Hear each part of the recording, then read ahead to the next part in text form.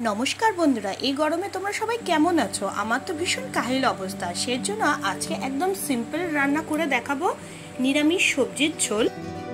ভাতের সাথে এই সবজি খেতে লাগে অসাধারণ। গ্যাস অন করে তার মধ্যে ভেজিটেবল অয়েল দিয়ে দিলাম 1.5 চামচ পরিমাণ। তেল হালকা গরম করে নিয়ে কয়েকটা বড়ি আমি হালকা লাল লাল করে ভেজে নিচ্ছি। বড়িগুলো ভেজে নিয়েছি। এবার যে আলুগুলো কেটে রেখেছিলাম সেই আলু টুকরোগুলো ওই তেলের মধ্যে দিয়ে দিলাম। সাথে দিয়ে দিলাম সামান্য নুন আর 1/2 চামচ পরিমাণ হলুদ গুঁড়ো। হলুদ নুন দেওয়ার পর আলু টুকরোগুলো ভেজে নিলাম 2 মিনিট।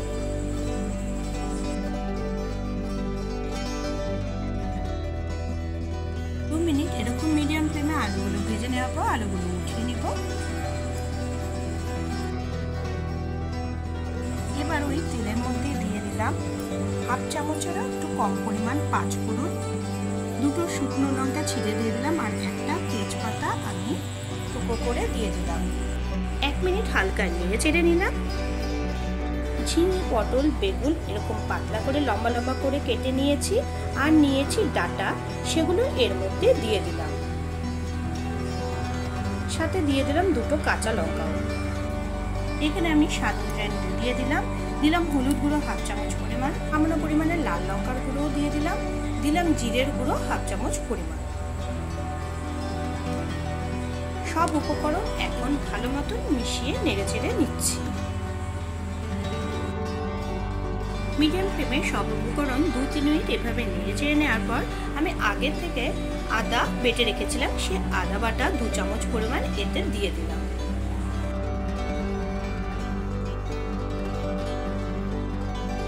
আদা বাটা দেওয়ার পর গ্যাসের ফ্লেম একদম লো করে নিয়ে আদার কাঁচা গন্ধ না যাওয়া অবধি ভালো মতন মিশিয়ে নেড়ে চেড়ে ভেজে নিলাম।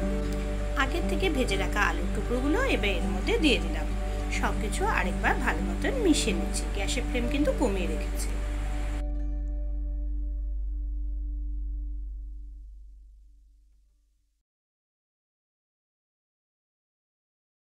এবার এতে দিয়ে দিলাম প্রয়োজন অনুযায়ী জল।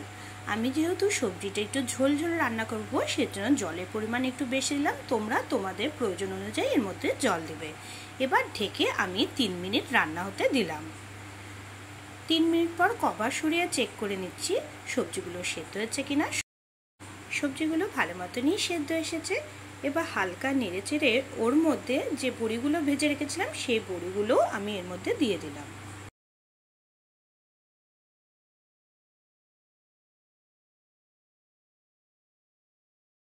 সব কিছু আরেকবার ভালো মতন মিশিয়ে নিলাম। গ্যাসের ফ্লেম কিন্তু একদম কমানোই আছে। এবার এর মধ্যে 1 চামচ পরিমাণে ঘি অ্যাড করে দিলাম।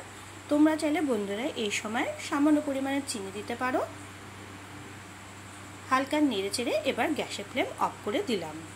একবার ট্রাই করে দেখো নিরামিষ এই সবজির ঝোল, ভাতের সাথে খেতে ভালোই লাগবে। ভিডিওটি ভালো লেগে থাকলে অবশ্যই লাইক শেয়ার করে দিও, চ্যানেলটি সাবস্ক্রাইব করে দিও। সবাই খুব ভালো থেকো।